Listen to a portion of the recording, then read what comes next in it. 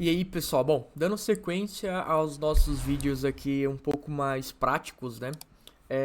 Eu queria trazer um assunto que ele é bem importante aí para a parte de LLMs, né? De modelos de inteligência artificial generativa, modelos de linguagem de inteligência artificial generativa, que é o uso desses modelos para recuperar informações de uma documentação, por exemplo, ou de alguma referência que eu tenho, né? Então, a gente sabe ali, quando a gente está usando as ferramentas de chat, né, que eu posso fazer diferentes perguntas pro meu modelo, e meu modelo vai lá, vai buscar naquela base de conhecimento deles, entre aspas, né, melhor resposta para aquela sua pergunta. Agora, imagina que eu estou dentro de um cenário corporativo, né? Ou eu tô trabalhando ali em cima de uma pesquisa minha, que tem várias referências, etc. E esse conteúdo que eu estou usando como referência, ele é um conteúdo que não está disponível na base de conhecimento do meu modelo, né? Do meu modelo padrão, por exemplo, um chat GPT, tá? É... E aí, bom, eu preciso usar algumas técnicas para conseguir fazer a busca nessa minha documentação. E aí, a partir dessa busca, eu consegui apresentar de uma forma mais simples, mais explicativa, assim como esses modelos fazem, né? Uma resposta para mim mesmo, por exemplo, né? Então, putz, eu tenho uma referência, essa referência tem algumas centenas ou dezenas de páginas, eu não quero ficar buscando, eu não quero ficar lendo tudo para buscar, né, a resposta para algumas perguntas ou dúvidas que eu tenha, e eu quero usar um modelo desse para me ajudar, né? E aí, para isso, existe uma técnica que eu já falei aqui em alguns vídeos, mas vou voltar a falar aqui, né? Que é o RAG. O que é o RAG? É o Retrieval Augmented Generation. Então, eu tenho duas fases principais aqui, que é a primeira, né? Que é essa fase de retrieval, que é uma fase de recuperar a minha informação daquela minha documentação. E eu tenho uma segunda fase, que é a geração da resposta a partir dessa informação recuperada, né? Como que eu faço isso? Vou até abrir uma imagenzinha aqui, peraí. Essa imagem ela faz parte ali de um artigo. O artigo não tem muita importância pra gente aqui nesse momento, mas esse workflow ele é importante pra gente. Então imagina que eu tenho lá dados, né? Por exemplo, dados não estruturados aqui, que seriam dados de um documento, de um texto, etc. Eu preciso, primeiro, né, quebrar esse documento que ele tem, por exemplo, 100 páginas, 200 páginas, em trechos menores de documento. Por que eu preciso fazer isso? Primeiro, porque a minha janela de contexto do meu modelo, ela é reduzida, né? Então imagina que eu tenho 200 páginas e eu preciso fazer com que essas 200 páginas elas sejam condensadas, por exemplo, numa janela de contexto de um modelo de 4.000 tokens. Não vai caber, não vai dar certo isso dali, né? Porque no final das contas eu vou ter um volume de informação muito maior do que a minha janela de contexto permite, né? Então, a primeira coisa que eu vou precisar fazer é quebrar isso em trechos de documento, né? Aaron, eu posso pegar todo o meu documento e colocar no meu contexto de um modelo grande, que aceita, né, uma janela de contexto grande, por exemplo, o Gemini, que tem lá 2 milhões de janela de contexto, 2 milhões de tokens, né? E ele recuperar essa minha informação a partir de todo o contexto, eu posso. Porém, a gente sabe, tá? Por meio de vários testes, eu tô adiantando isso pra vocês, que muitas vezes isso acaba sendo um problema, tá? Porque como eu tenho um volume de informação muito grande, muitas vezes ele se perde, alucina muito mais rapidamente, tá? Então o RAG ele tem a técnica em si, né?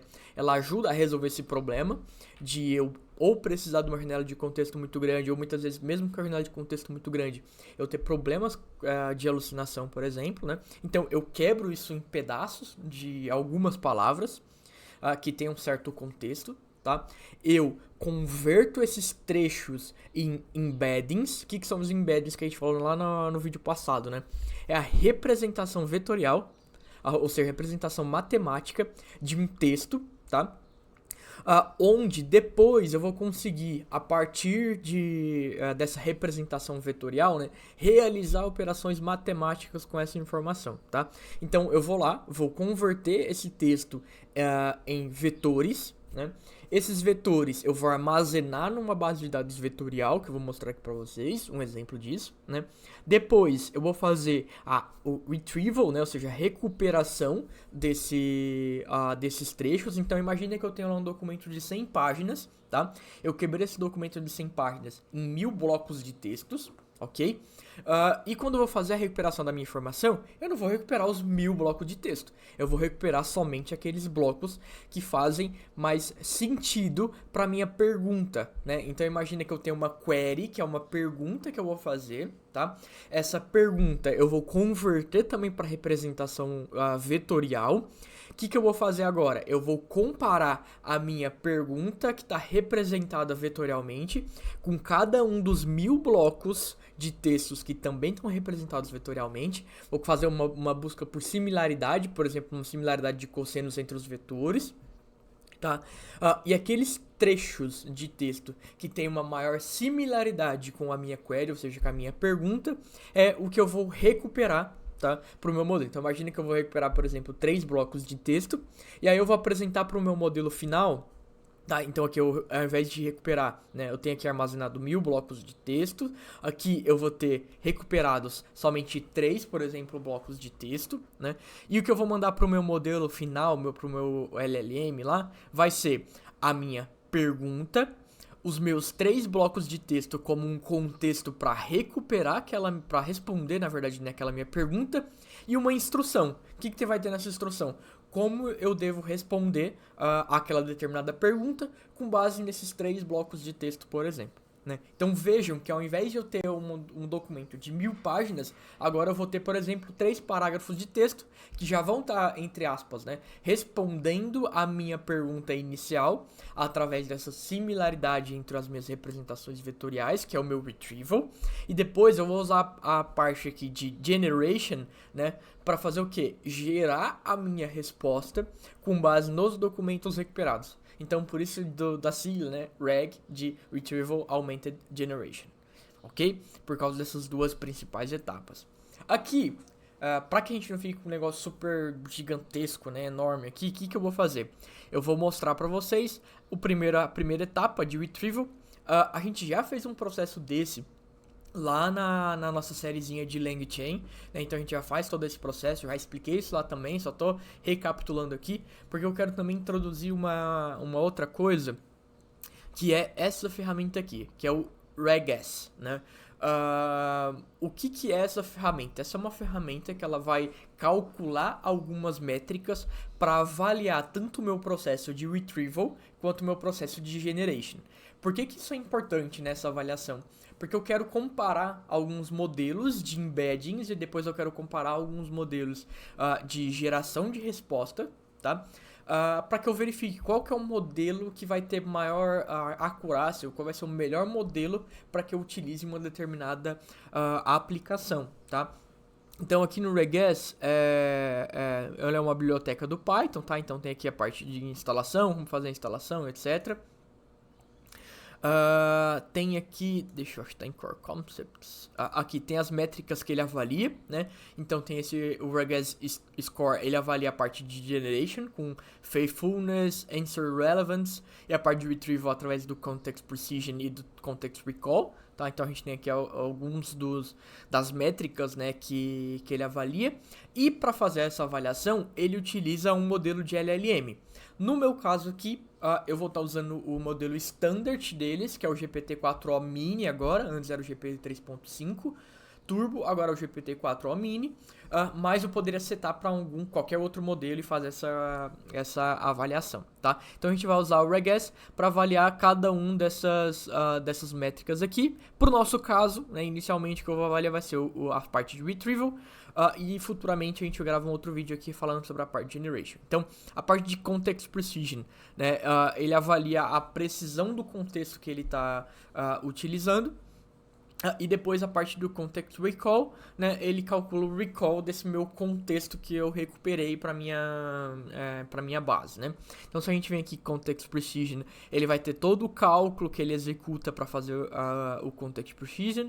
Para o context recall a mesma coisa, ele tem todo um cálculo. Não vou entrar no mérito de explicar isso daqui, Fiquem à vontade, a referência vai estar aqui na descrição para entender melhor como cada uma dessas métricas funcionam, porque no final das contas o objetivo aqui não é explicar exatamente as métricas, mas mostrar o processo na prática, tá bom? Bom, então vamos lá. Deixa eu abrir aqui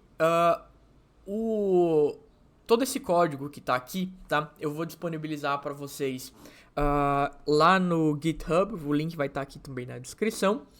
Boa parte das coisas que vão estar aqui vão estar um pouco diferente para vocês, né? Mas, enfim, é o mesmo padrão daquilo que a gente fez na aula passada e com algumas pastas, né? Por exemplo, a pasta de Google Collection, Hugging Face Collection, LangChain Collection, são pastas que não vai estar no GitHub, mas o código vai gerar essas pastas para vocês. Os results também são coisas que o modelo vai gerar para vocês, né? Eu vou deixar no GitHub para caso vocês queiram só consumir a informação para validar, né? Vai estar lá, mas uma vez que vocês executem os códigos, tudo isso vai ser sobrescrito. Os inputs também eu vou deixar lá, mas eles vão ser sobrescritos porque tem partes do código aqui que geram esses caras. Os providers notebooks tá no git do vídeo anterior, né? Então pra vocês ali não importa. O .env é basicamente o mesmo cara do sample-env, só que preenchido, então é o mesmo cara que a gente usou ali na aula passada, beleza? Bom, então vamos começar aqui pelo Input Generation Docs, tá? Aqui eu já tenho instalação de vários itens, boa parte desses itens aqui já foram instalados ali na aula passada, tá? Mas tem vários outros que ainda não foram instalados, então vocês precisam instalar.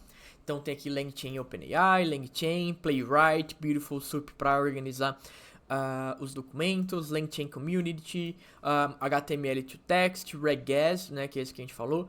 Tem todas aquelas bibliotecas que a gente falou na aula passada ali, né? LangChain Google Gen AI, LangChain Mistral AI, LangChain NVIDIA AI Endpoints e o Pandas, porque a gente vai fazer alguns tratamentos aqui com o Pandas, tá bom? Bom, beleza. Aqui tem um ponto que é bastante importante, que é caso a instalação do ChromaDB, esse item que vai estar aqui embaixo, tá? Ó, LangChain Chroma. Caso ele dê alguma falha para vocês, e ele deu para mim, tá?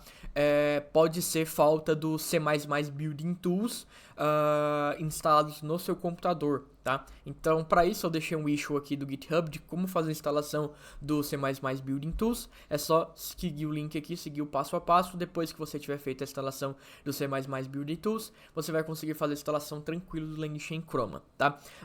Ponto importante, caso vocês forem fazer a instalação do C++ Building Tools, mas o Windows de vocês esteja na versão em português, ele vai fazer o download do installation do VS Code aqui em português. Muda isso para inglês, tá? Por quê? Porque vocês não vão encontrar em português os nomes corretos que vocês precisam instalar, que vão estar nesse GitHub issue, e não vai funcionar aqui a instalação do LangChain Chroma, tá?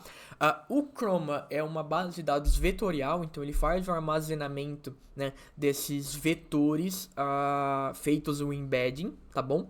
Então ele vai facilitar ali depois a utilização ou a recuperação do processo de retrieval, que vai ser feito aqui, entre aspas, automaticamente ali pelo LangChain, uma vez que eu já armazenei os meus documentos dentro do Chroma, tá bom? Bom, então aqui eu faço a importação de tudo aquilo que eu vou usar aqui dentro do meu notebook, tá bom? Inclusive, deixa eu instanciar aqui o meu é esse cara aqui, ok. Deixa eu rodar esse item aqui.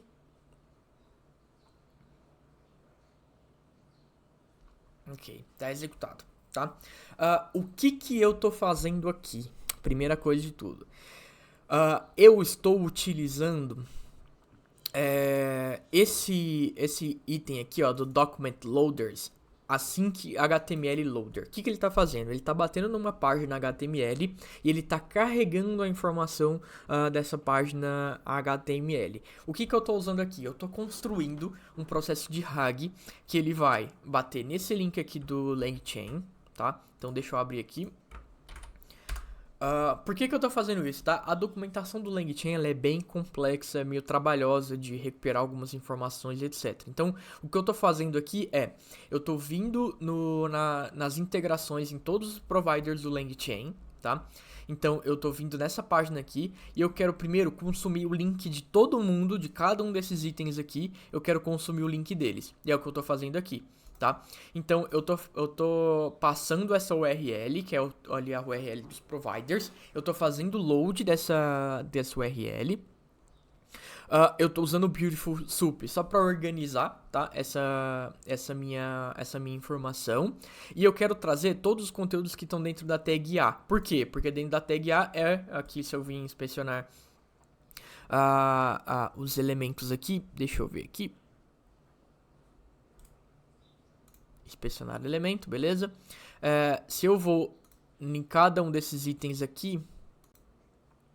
Opa, eu entrei no. Deixa eu voltar.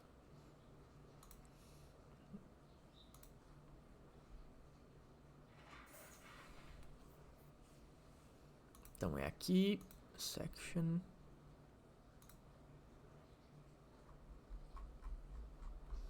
Deixa eu voltar aqui pro top porque vai ser mais fácil a gente ver. Então, por exemplo, né? Se eu quero ver que o Action aqui dentro da tag A, né? Eu vou ter aqui o href, que é a referência do link para onde ele vai redirecionar, tá? Então, o que eu quero pegar é de todos os A's aqui, eu quero capturar o href, tá bom? Então, eu tô fazendo o cálculo aqui do A e eu tô fazendo um get dos hrefs. Eu vou armazenar esses hrefs, beleza? Eu quero trazer todo mundo, todos os hrefs que tiver nessa página, que fizer parte das integrações, porque é aquilo que eu quero capturar, tá? Vou fazer um distinct aqui, então tô trazendo todos os hrefs únicos aqui, tá? E vou armazenar, vou refazer um replace, né? Porque se a gente olha pro href que tá aqui, ele tá v0.2 barra v0.2 e ele tá deixando para trás esse python-langchain.com aqui, tá? Então tô incluindo o python-langchain.com em cada um desses processos e no final das contas eu vou ter aqui a lista de todos os meus hrefs, beleza? Inclusive se eu executar aqui, só para vocês verem, né? Se eu venho aqui e dou um hrefs, que é o meu resultado final. Tá aqui os links, né, de todos esses itens. Isso daqui vai ser o que agora eu vou fazer o mesmo processo para recuperar o conteúdo de cada um desses links. E isso vai ser a minha documentação, né, vamos dizer assim, do LangChain que eu vou utilizar para fazer RAG, beleza? Tá executado aqui, beleza? Aqui eu criei uma funçãozinha, tá?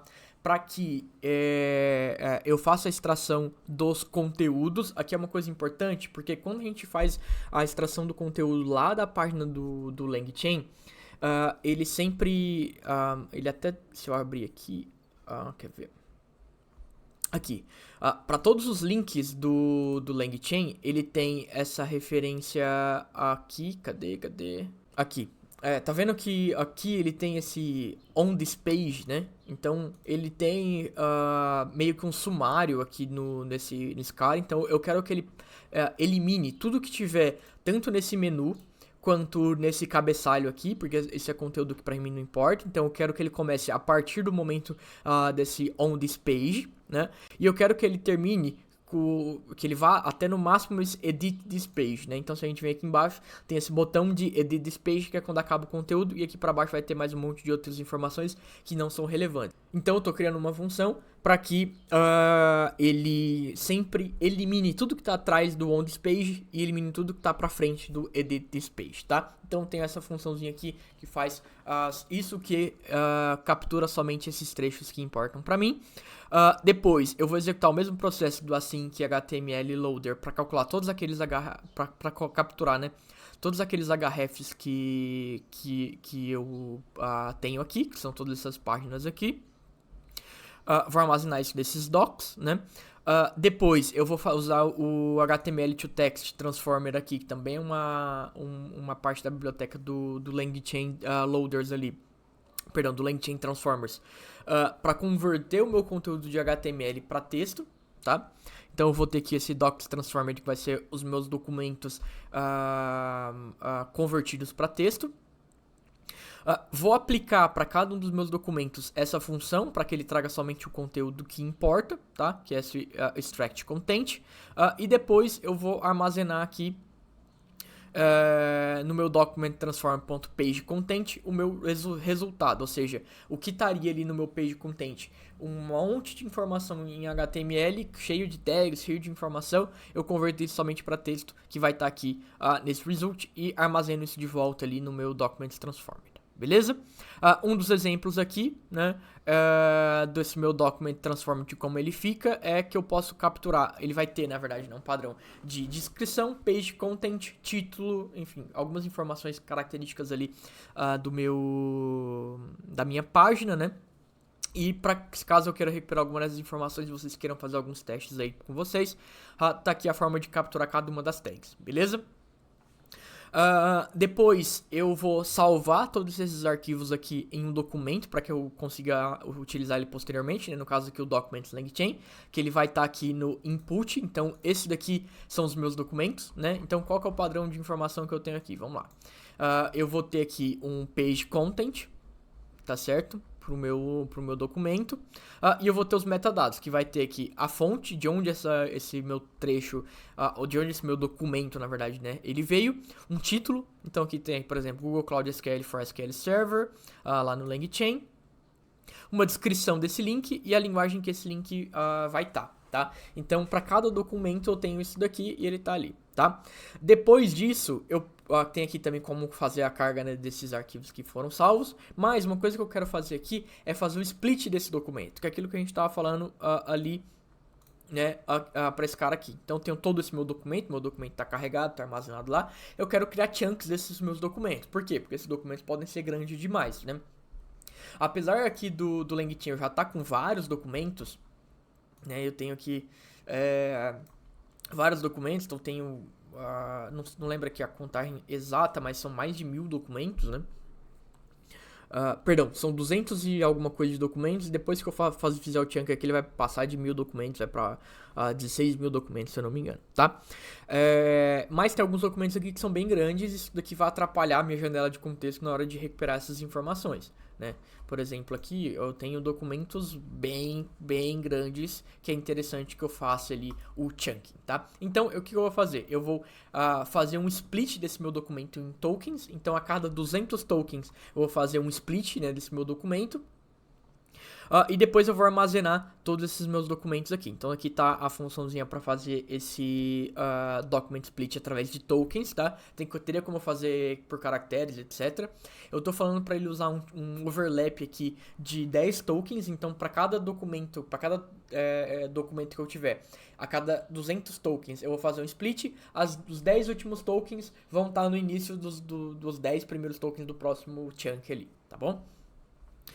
Depois eu vou fazer aqui o save desses documentos splitados, que também vai estar aqui no input, document split LangChain. Aqui vocês vejam que os trechos já estão bem mais reduzidos, né? Então tem aqui o page content. Para cada um, então, por exemplo, aquele Google Cloud SQL for SQL Server, ele era um único documento, ele acabou virando aqui vários chunks de documentos, tá? O metadado ele permanece, mas o page content aqui ele é splitado. Ok? Bom, depois aqui também tem como fazer a carga desses documentos splitados, tá bom? Uma vez que eu tenho esses documentos splitados, eu preciso fazer agora a conversão desses chunks para embeddings e armazenar isso no meu ChromaDB, tá? Para isso, eu tenho aqui vários códigos em Python. Aqui é uma coisa bem importante de ressaltar para vocês. Aaron, dá pra mim fazer isso via notebook? Dá, tá? Porém, você pode ter alguns problemas de quebra de kernel por algumas características dessas bibliotecas. Então, por uma questão de boa prática, eu quebrei isso em códigos Python, então vocês vão precisar executar esses códigos Python, né, para fazer o armazenamento dessas collections, tá? Isso exatamente pelo fato ali de eu ter tido vários problemas de kernel e ter que quebrar isso em processo. Então tem esse primeiro processo, que é quando eu faço aqui a geração desses documentos splitados, tá? Então todo esse notebook que ele vai executar e vocês vão chegar no resultado muito parecido com esse que eu tenho aqui já. Depois, vocês vão precisar executar alguns notebooks. Então, tem alguns códigos Python, perdão. Primeiro tem esse Google Embeddings, depois tem esse Hugging Face Embeddings e esse OpenAI Embeddings. São 3 códigos diferentes, vocês vão fazer um processo de conversão dos embeddings e criação das collections, tá? E no final das contas, eles têm execuções individuais. Então, uma vez que você terminou de executar esse notebook, você já pode executar qualquer um dos 3 na ordem que você quiser, não vai fazer nenhuma diferença, tá? Eu vou começar aqui pelo da OpenAI. Então, aqui no da OpenAI, o que eu estou fazendo é basicamente aquilo que a gente viu na aula passada ali, né? Que é converter uma determinada informação na sua representação vetorial. Então, aqui, primeira coisa que eu faço, né? É ler aquele documento, que é o Document Split LangChain, que está em formato de JSON. Uma vez que ele está armazenado aqui nessa variável de documents, né, eu vou buscar aqui o meu embedding, né, que no caso aqui vai ser o Text Embedding 3 Large da OpenAI Embeddings, tá? Vou fazer a declaração aqui do meu Vector Store, que no caso vai ser um chroma, onde eu estou criando aqui uma collection name de collection de name LangChain Collection OpenAI Embeddings. A minha função de embeddings que eu estou usando é essa daqui, que é a minha OpenAI Embeddings, e o diretório de persistência vai ser nesse LangChain Collections, que é justamente esse diretório que ele vai criar aqui, tá bom? Depois, eu preciso para cada um dos documentos, né? Eu preciso de um identificador. Então, estou usando aqui o ID 4 para fazer a geração desses IDs. E depois, aqui, o que eu estou fazendo? Ao invés de subir todos os documentos de uma vez, isso pode causar um problema de quebra de kernel mesmo no código Python, tá? O que eu estou fazendo eu estou subindo blocos de 1000 documentos, tá? Dentro do meu Vector Store. Isso faz com que o volume de chamadas da minha API de conversão de embeddings aconteça mais vezes, né? Mas isso é interessante porque não vai ter problema de timeout, não vai ter vários problemas que podem acontecer e quebrar o seu kernel, tá? Então tô subindo aqui com chunks de 1000 documentos aqui nesse meu Vector Store, porque no final das contas ele vai acabar a cada carga, né? Cada add documents que eu der aqui, ele vai chamar a API da OpenAI, né? Passando esse chunk de 1000 documentos, tá? Então, por isso que eu faço essa quebra aqui. Uma vez que eu executei esse processo, eu vou ter aqui o meu Vector Store do LangChain Collection criado com meus documentos lá dentro. Mesmo processo eu preciso fazer para o Google, tá? Aqui não muda muita coisa, a única diferença é esse cara aqui, né? Que é o meu embed que eu estou usando. O meu diretório de persistência é diferente e o meu collection name é diferente. Não poderia usar o mesmo diretório de persistência? Sim, porém se você tiver algum problema, né, isso vai ser uma dor de cabeça para você para pagar uma única collection, enfim, tá? Então eu prefiro armazenar em diretórios persistentes aqui diferentes, tá? Mas você pode colocar no mesmo diretório, não tem problema nenhum. Então OpenAI, Google e por fim aqui eu tenho o Hugging Face Embeddings, que também não muda muita coisa, a única diferença aqui é os embeddings que eu estou utilizando, tá bom? Uma vez que você terminou de executar esses de embeddings, você vai vir e vai executar esse outro aqui, que é o Regess Validation, né? Uma vez que agora eu tenho os meus documentos criados, eu tenho as minhas bases vetoriais do Chroma carregadas, o que eu preciso fazer é gerar alguns testes para que eu consiga validar, né, cada uma dessas bases que eu criei, usando o Google, a OpenAI e o Hugging Face, né, com diferentes modelos. Inclusive, aqui só para deixar claro, tá, do Hugging Face, o modelo que eu estou usando é o Almini LM-L6, tá, do Sentence Transformers.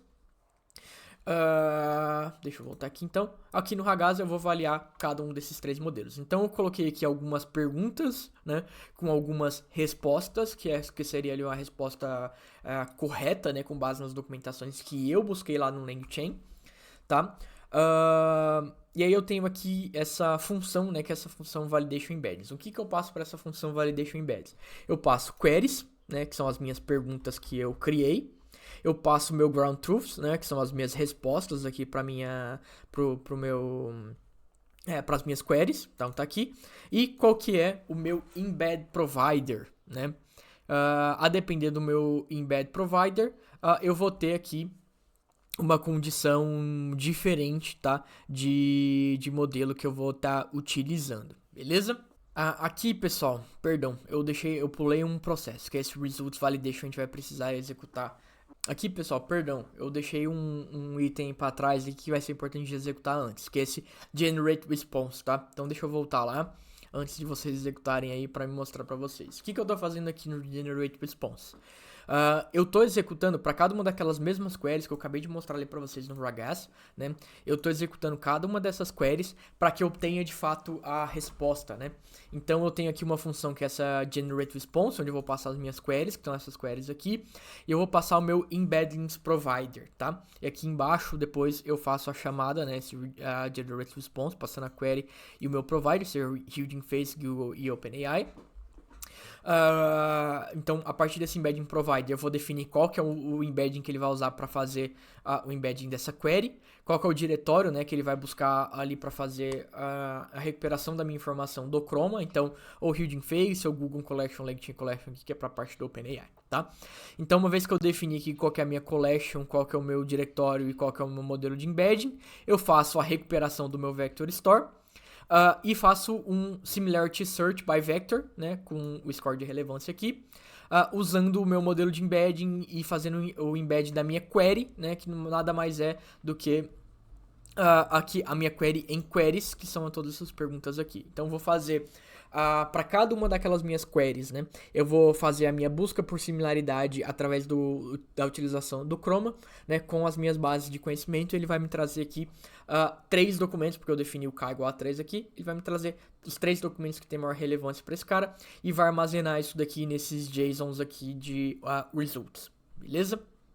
Então, se eu venho aqui no Results, eu vou ter aqui o Results Google Embeddings Split. Eu vou ter aqui o meu Query Google Results. Então, tenho aqui para cada um deles, né? Eu tenho aqui, ó, 3 respostas. Então, para a primeira query, para a segunda query, para a terceira, e assim vai, né? Eu vou ter sempre 3 respostas. Para o Hugging Face, mesma coisa. Para o OpenAI, mesma coisa. Beleza?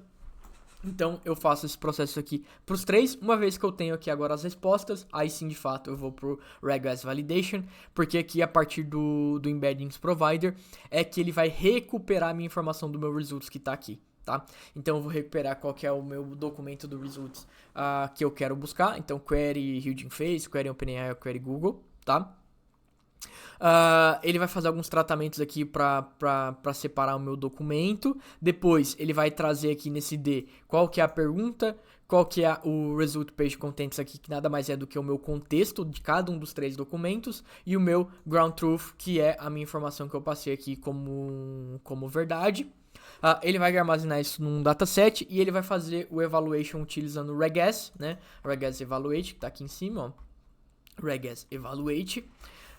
Ele vai usar o Evaluate para calcular o Context Precision, Context Recall e o Context Entity Recall, tá? Ele vai fazer isso para todo mundo e vai armazenar aqui nesse Results com o Embeddings Provider, Embeddings Split, que é um arquivinho Parquet que tá aqui. Então eu tenho esse arquivo e esse outro arquivo aqui, tá bom? Uma vez que ele terminou de fazer o Ragas Validation, né, e aí ele vai usar aqui para fazer o Ragas, ele vai usar o modelo da OpenAI, se você não mudar, tá? Lá na documentação aqui do Ragas tem explicando como eu faço a alteração disso, tá? Depois vocês podem navegar aqui para verificar como alterar o modelo. Depois que eu fizer isso, eu vou vir aqui para esse notebook, que é esse meu Result Validation, né? Nesse Result Validation, eu vou capturar cada um dos 3 documentos, vou armazenar aqui para cada um deles, para cada um desses data frames, né, que eu acabei de ler aqui do Parquet. Que eu acabei de ler do Parquet. Eu vou criar uma coluna nova provider, que vai ter... deixa eu até carregar eles aqui, para vocês verem. Beleza, então eu tô criando uma nova coluna e tô concatenando eles aqui através das linhas, né. Então, se eu vim aqui e der um print no Results, eu vou ter aqui as perguntas, o meu contexto, o meu ground truth e aqui os meus valores, né? Context Precision, Context Recall, Context Entity Recall e o meu provider, né? Então vai ter Google, OpenAI e Hugging Face, ok? Depois disso, eu vou fazer um group by, né? Eu vou estar agregando aqui para que ele calcule a média do context precision, a média do context recall e a média do context entity recall para cada um dos providers, para todas as minhas perguntas, no caso lá são 15. Quando eu executo esse cara aqui, eu tenho o meu resultado final médio aqui de context precision, context recall e context entity recall. E quando a gente olha para cada um dos valores, né, a gente vê aqui para context precision, o Hugging Face foi igual ao OpenAI, que foram melhores do que o Google. Para context recall, o Hugging Face foi melhor do que os outros dois. E para context entity recall, o Hugging Face foi melhor para os outros dois. Então, pro meu caso de uso aqui, o Almini foi o melhor modelo, né, que teve um resultado aqui melhor, que é bastante interessante, porque muita gente acaba utilizando ali os modelos da OpenAI, mas aqui pro meu caso, o Almini foi um modelo que teve uma precisão melhor, que teve uma capacidade melhor, né, nessa questão ali do retrieval, né, desse processo de retrieval, tá? Então esse primeiro processo aqui do RAG tá avaliado, né, através do RAG-S. Aqui no RAG-S, deixa eu ver aqui certinho se eu acho a documentação. Se eu não me engano tá aqui em Customization, aqui. Se eu não me engano é isso. Eu acho que é esse mesmo aqui, né? Ao invés de utilizar o GPT-4, né, que ele utiliza, no caso ele tá usando o GPT-4 Almini, é possível utilizar outros modelos, tá? Para fazer isso daqui. Então ele mostra aqui como fazer a utilização desses outros modelos, tá? Para fazer a geração ali das métricas, tá? Da avaliação, beleza? Bom, pessoal, o vídeo de hoje é isso. Eu espero que no próximo vídeo eu traga aqui também depois ali a parte de geração de resposta através desse conteúdo recuperado. Vou comparar alguns modelos também para mostrar para vocês, mas essa parte de geração geralmente ela é um pouco mais tranquila, tá? Uma vez que eu já tenho ali as minhas respostas, né? O meu processo de retrieval já executado vai ser bem mais tranquilo aqui pra gente de fato fazer a geração da minha resposta final. Beleza, pessoal? A gente se vê na próxima e um abraço. Valeu!